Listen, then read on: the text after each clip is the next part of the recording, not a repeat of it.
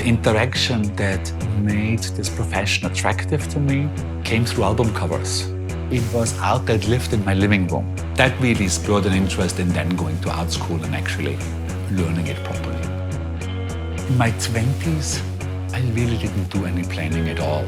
Like everything just came how it happened. One company made a job offer and I told them a very high number to make them go away, and they accepted the number. So I moved to Hong Kong in a fairly good position, but I knew pretty much from the beginning that this is not really my world. I was a fan of M&co and Tibor Kalman all through my American student years. I had contacted Tibor, and I think it took about 50 phone calls until I finally was able to get through to him.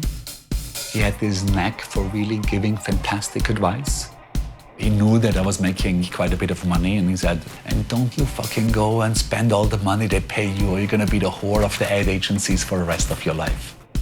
So I saved it all, and when I came back here, I was able to basically buy the studio that I then opened after I left M&co.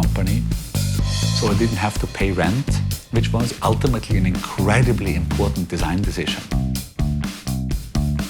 I remembered why I wanted to become a designer. Of course, I didn't have any music clients. Ultimately, we did do a cover for a friend of mine that was signed to a small independent label. That cover was nominated for a Grammy, and that really made a difference. Lou Reed was an early one, Aerosmith, then David Byrne, later on the Talking Heads, ultimately the Rolling Stones. After 5 or 6 years, the fourth dozen record cover wasn't as much fun and as exciting as the first one was. I started to play with this idea of doing a sabbatical, an experimental year, and have been doing ever since, to make sure that the job doesn't really deteriorate into just being work. When the sabbatical was over, the book came out. It definitely helped with how well known the studio was. There was a clear decision to not do any more music work. The second 7 years were 25% corporate, 25% cultural, 25% charity, 25% self-initiated.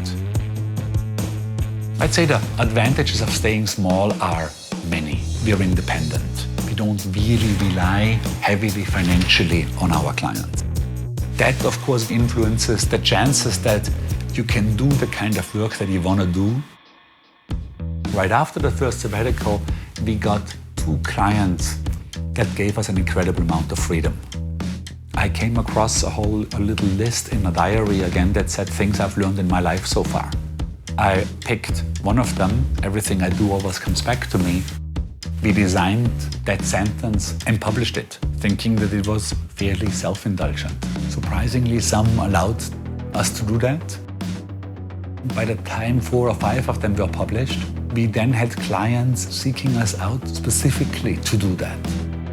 It was fantastic, and it basically created this possibility for us to do work that was self-generated but still paid for by clients. In the phase that we are now, the division probably would be more like half is commercial work and the other half is by and large self-generated work. I myself have always thought that design is much too professional, too cold, a much more direct, more personal, more human, more subjective strategy that would be a surprise, would be more successful. When I started out, I wanted to run a small design studio that does the kind of work that I would want to do. And that's how it wound up.